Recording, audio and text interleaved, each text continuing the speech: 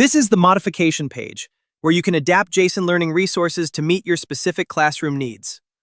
On the left, you'll see the original resource, in this case, a video lesson. On the right, you'll see the modified resource being generated in real time.